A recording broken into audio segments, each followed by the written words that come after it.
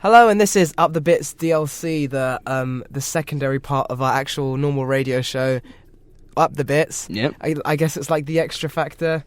It's like Britain's Got More Talent. Or it's like, DLC, like it's named. Yes. Yeah. Oh, yeah. Good one. Yeah, Who thought that? Was it me or you? Don't remember. I think honestly, I think it was me. I think it was all me, personally. It was a group effort. We'll go with that. Yeah.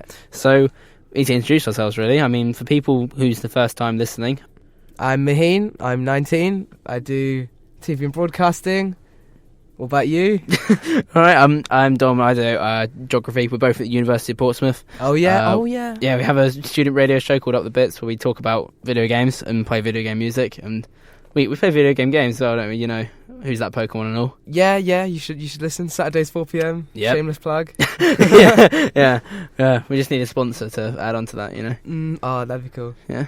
But in these little podcasts, we're going to be doing we're talking about more in depth what we talk about on our show, because we can't go too in depth. That's all the noobs listening. Yeah, and it's catered to the noobs, obviously. So we can go in. We can go in this, and we can. Yeah. Oh, and we can. Can we swear? Let's not. We'll see. We'll see how it goes. We'll see where the wind takes us. Yeah.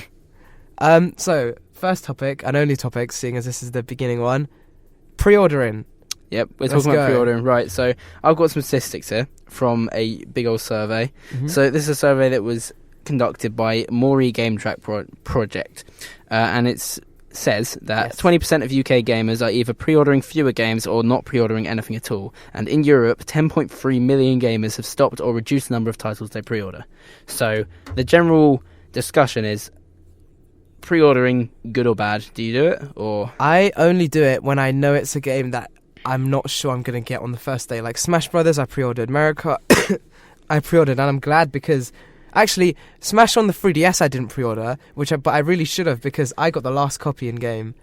Yeah, you did. I remember that. Yeah, I remember your story about that. That's what you nerds. Ugh. And then, but everything else I pre-ordered, and I'm glad I pre-ordered it because I ended up getting it when I know that they were in, what's the word, in demand. So you pre-order games that you think you won't be able to get on the first day? Or if they come with something cool that I really want. Yeah? What would be good enough to make you pre-order something? Anything physical. If it's like an actual, like, a keyring or a sticker, that's really good. Like, something that's maybe not a sticker, actually, to be fair, but maybe, like, something like a keyring. I remember, like, with Pokemon Diamond, there was like a really cool DS pen that had like a Dialga. I remember that, actually, yeah. And I had that, but I lost it. But when I had it, it was cool. And also when I pre-ordered, I think, Platinum, there was like a little toy Arceus that came with it. And Pokemon Dungeon, I think, came with a cool little notepad and stuff. Oh, Pokemon Mystery Dungeon, yeah. Yeah, and it's just the pre-order. But sometimes when it's in-game things, when it's like an extra little thing, I'm just like, I'm not too fussed. Bothered, I'm not too fussed by DLC. I mean, I'm not incredibly fussed by pre-order bonuses whatsoever, but I think more recently, like I used to pre-order a lot of stuff, but I think more recently, just because I guess my trust of games in general is diminished, I think I pre-order a lot less. Like, I think if I know that I'm going to want to get a game, so say it's the sequel to a game that I've played and that I know that I'll play this game and that I haven't, like, I've been withholding myself from watching gameplay because I just want to see it and want to play it for myself. I think in that case I'll pre-order, but otherwise I think I'll have to.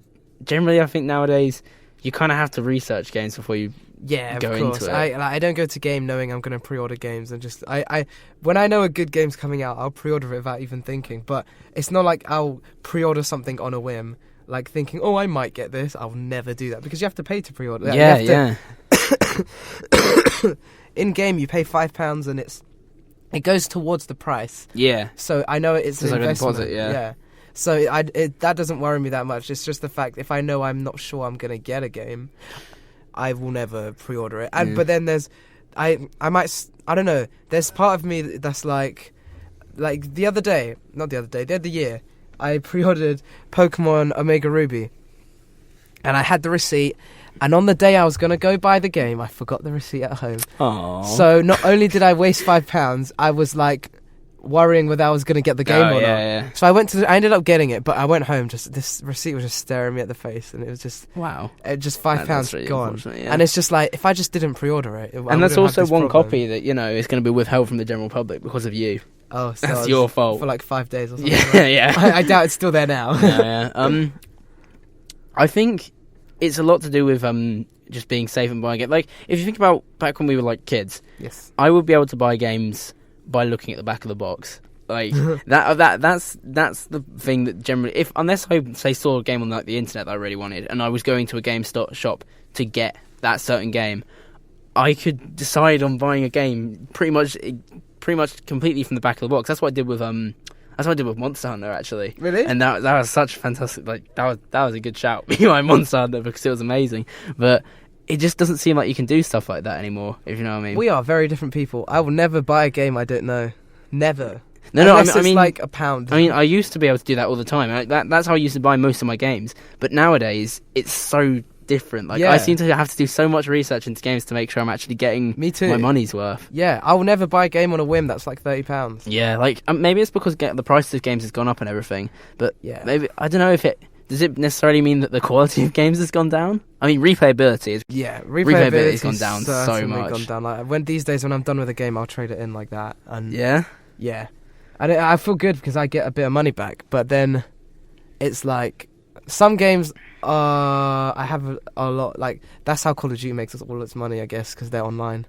Yeah. I guess most of the repair comes I from. mean, online. no one really cares too much about the story, do they? No, I'm not Call of Duty. I think the last single player game I replayed was probably Metal Gear Rising, which even so, I mean, it's good because I can replay it on harder difficulties. But even so, that game's only like 12, 13 hours long at best anyway. So it's still kind of bittersweet, even in the ones you do want to replay. Mm-hmm. So are you going to carry on pre-ordering? Oh, I'm not sure. In terms of actual pre-ordering, I think maybe a couple of games that I'm sure. Like, if you get money off, so say Witcher 3 comes out later this year, I think I'm going to pre-order that because you get £10 off if you pre-order it. Like, that just seems like a good deal for me. So you pay £5 to pre-order, and then you No, on Steam. If you pre-order it through Steam, it's £10 cheaper than it will be when it comes out. Oh, that's really good. Or supposedly. They might just pop a sale and then it's the same price, to be honest. But, I think maybe for stuff like that, it's worth it. Or for games that I'm sure that I'm going to get. But I think in terms of pre-ordering games when there's not information of people who have actually played it once it's out. Yes. You know what I mean? Because like when you've got, it's a completely different story when you're looking at promotional material and then material that's been generated by users when the game's actually out. I just remembered getting really annoyed when I was really younger. Pre-ordered a game, it was like some Pokemon thing. Supposedly came with something like a keyring or something. When I went there, they ran out, and I was like, You were just but mad I about them pre-ordered running it. out. That's why I pre-ordered it. I pre-ordered it for the little thing. I didn't even want the game. Yeah, that was annoying. But yeah, I don't think I will, unless it's a franchise that I already know and I know that I will Yeah, get. you gotta trust it. I will never pre-order the start of a franchise. Never. Never ever. I'm trying to think of one that I would, but no. No, I can't even think of the last game I pre-ordered, to be honest. I pre-ordered Smash. That's the last game I pre-ordered. Oh yeah, actually. All Every right. other Okay, game well I get on I a didn't really whim. have to think far. We pre-ordered Smash, didn't we? Yeah. So.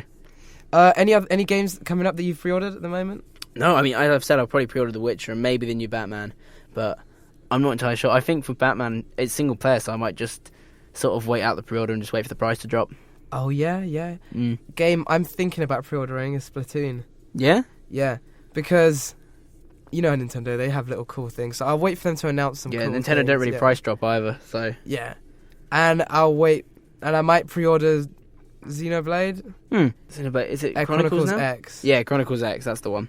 And if I did have any other console, if I did have like I'm planning on getting like an Xbox One, and when I do get it, I'll definitely pre-order Final Fantasy 15. So Yeah, I think I'm definitely looking at Final Fantasy 15.